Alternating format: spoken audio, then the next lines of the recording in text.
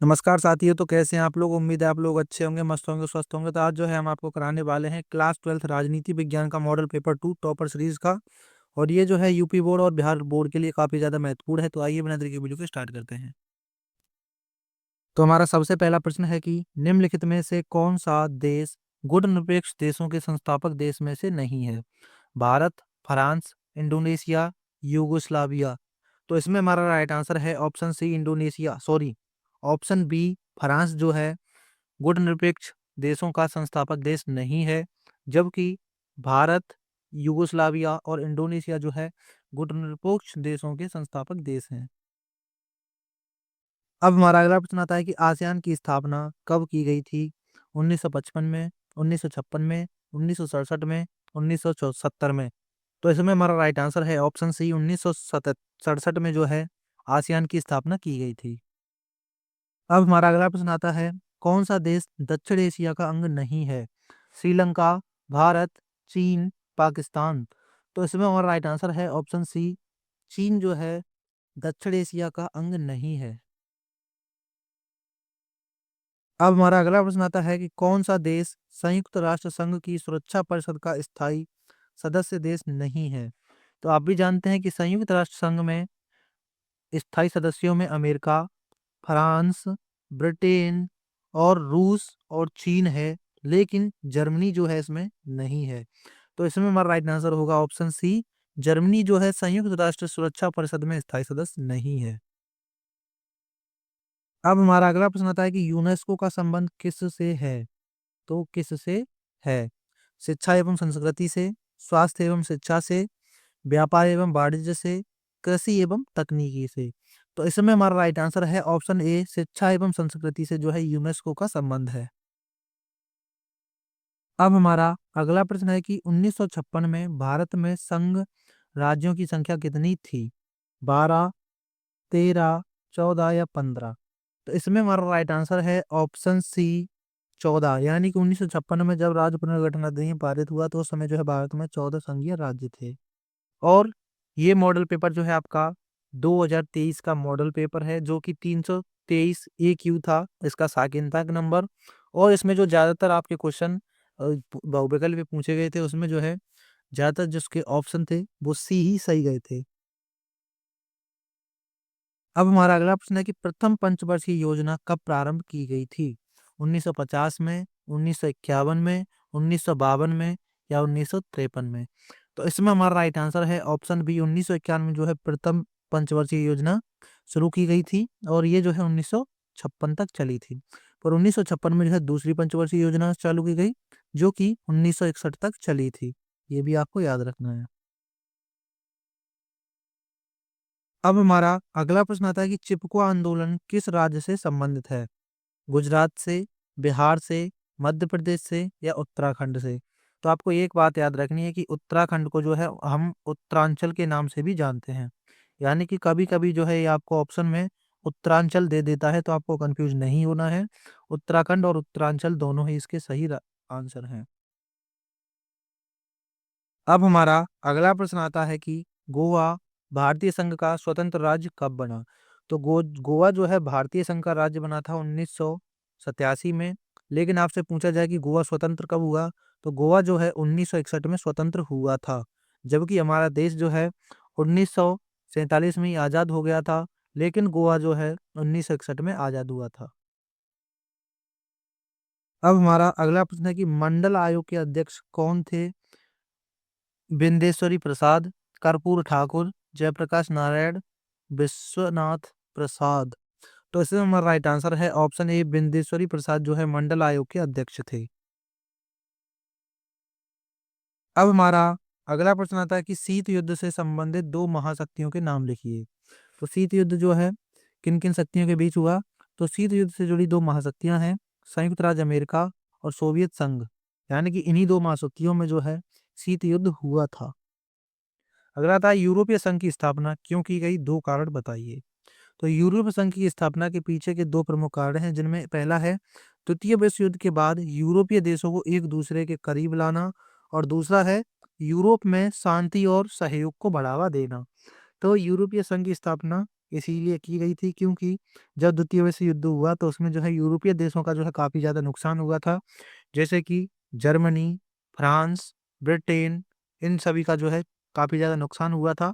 इसीलिए इसलिए उन 1992 में जो है यूरोपीय संघ की स्थापना हुई और इसमें जो है द्वितीय विश्व युद्ध के बाद यानी कि इसमें जो है एक दूसरे देशों को जो है करीब लाया गया और यूरोप में शांति सहयोग की स्थापना की गई। अगला प्रश्न आता है कि 1962 में भारत चीन विवाद का मुख्य कारण क्या था?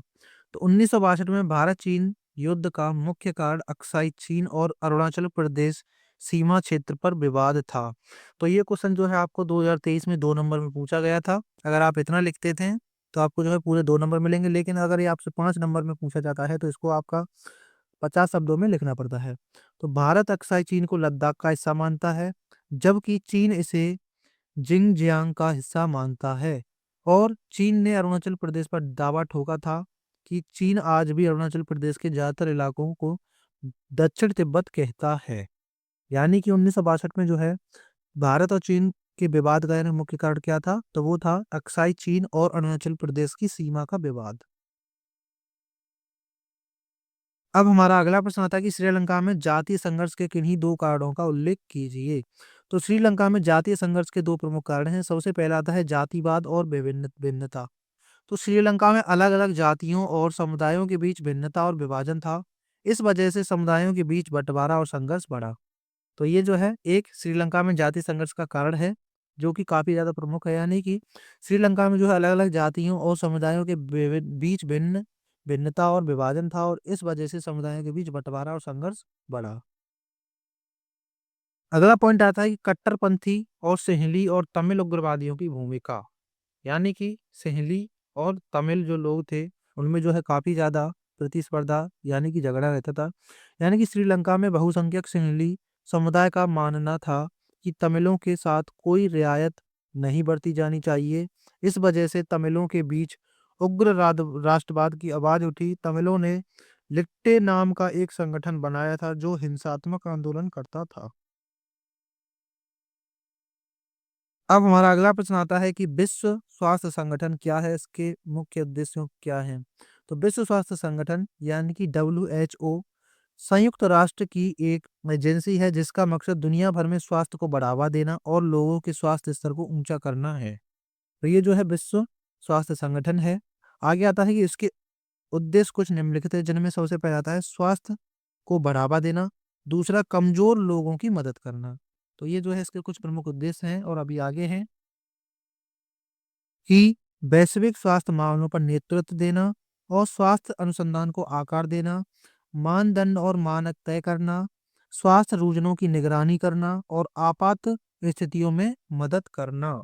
तो ये भी जो है उसके मुख्य उद्देश्य थे WHO के।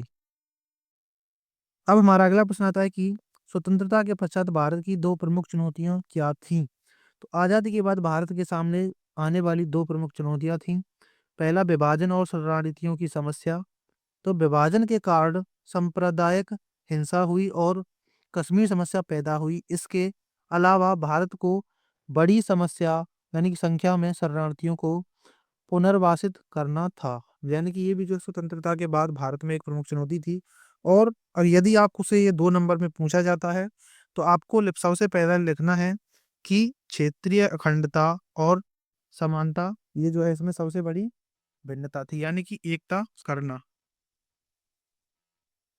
अगला पॉइंट आता है कि आर्थिक समस्या, यानी कि उस समय जो आर्थिक समस्या भी काफी ज्यादा थी क्योंकि आजादी के बाद भारत को आर्थिक समस्याओं का सामना करना पड़ा। गरीबी, बेरोजगारी और विपरीत विकास देश की मुख्य चुनौतियों में से थे।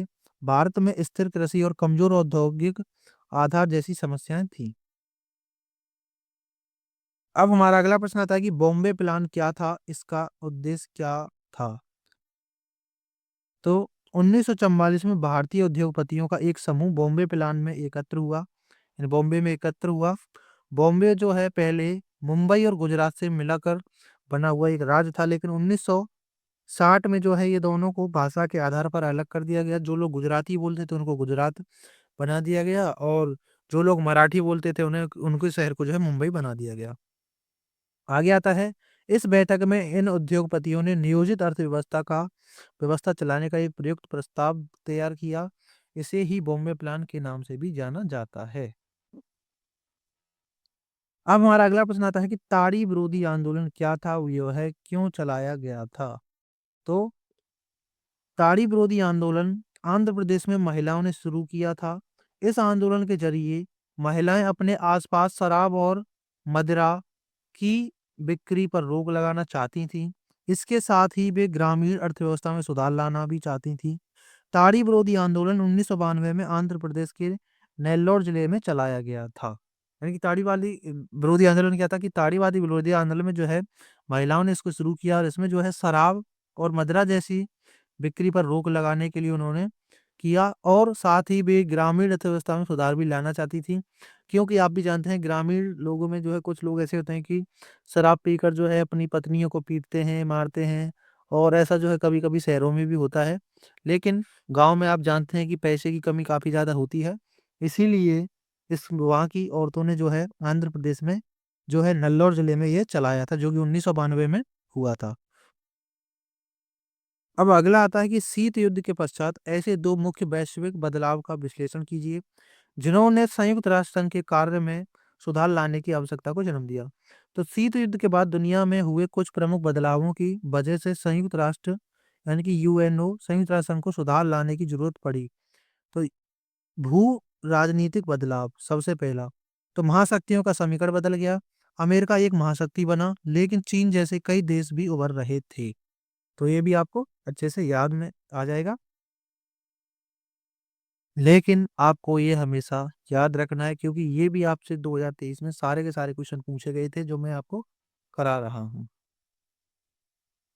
अगला पॉइंट आता है कि आतंकवाद और जलवायु परिवर्तन यानी कि ये मुद्दे वैश्विक स्तर पर थे और इन्हें प्रभावी ढंग से संबोधित करने की जरूरत थी।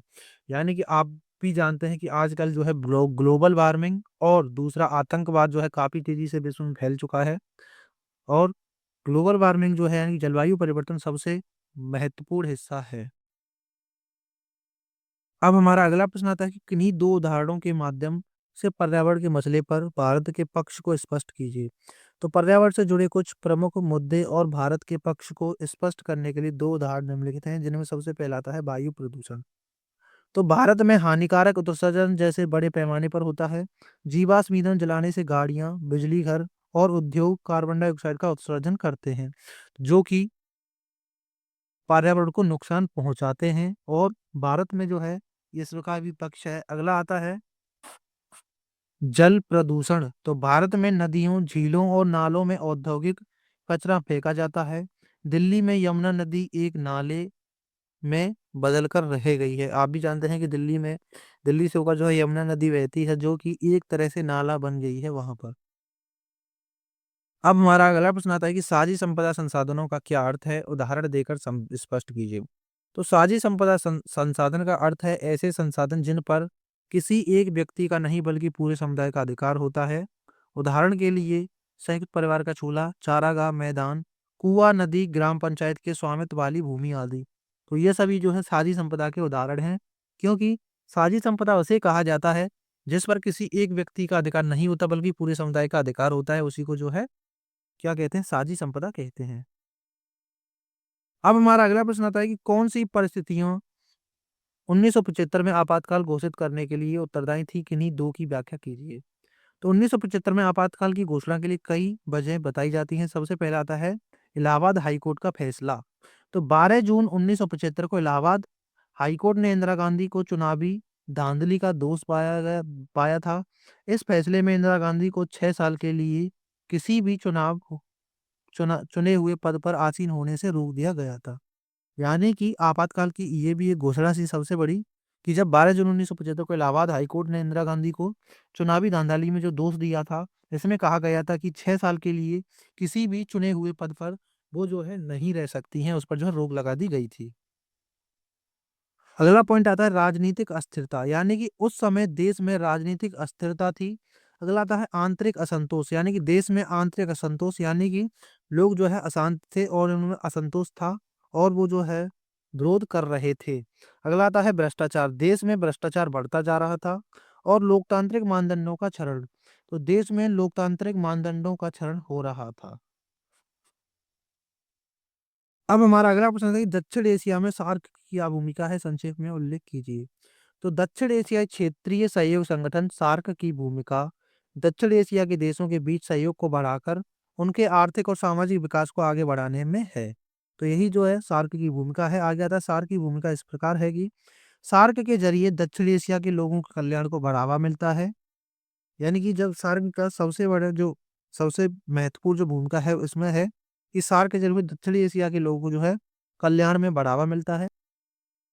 और सार्क के जरिए सामाजिक, आर्थिक, सांस्कृतिक और तकनीकी विकास के अवसर मिलते हैं। सार्क के जरिए दक्षिण एशिया में शांति और स्थिरता बनी रहती है और दक्षिण एशिया के देशों के बीच आपसी विश्वास और समझ बढ़ती है और दक्षिण एशिया के लोगों देशों के बीच सामूहिक आत्मनिर्भरता बढ़ती है और दक्षिण एशिया के सभी देशों के बीच आर्थिक, सामाजिक, सांस्कृतिक, तकनीकी और वैज्ञानिक क्षेत्र में सहयोग भी बढ़ता है। तो ये सभी जो है उसकी भूमिका है। और सार्क के जरिए दक्षिण एशिया के दो देशों के बीच खाद्य और ऊर्जा लागत, आपदाओं और जलवायु परिवर्तन से जुड़ी समस्याओं का समाधान होता है। यानी कि सभी देशों के बीच जो है ये जलवायु परिवर्तन से जुड़ी समस्याओं का भी समाधान होता है। अब हमारा अगला प्रश्न आता है कि क्षेत्रीयता क्या है, इस पर नियंत्रण क्यों आवश्यक है। तो क्षेत्रीयता का मतलब है कि किसी व्यक्ति का अपने पर्यावरण के प्रति रवैया और उससे से संबंध। क्षेत्रीयता पर नियंत्रण करना इसलिए जरूरी है क्योंकि इससे कई फायदे होते हैं, जैसे क्षेत्रीयता की मजबूत भावना से कर्मचारी में सुरक्षा जागरूकता बढ़ती है। इससे उन्हें अपने पर्यावरण पर नियंत्रण रखने और हमले से बचने में मदद मिलती है। तो यही जो है क्षेत्रीयता होती है।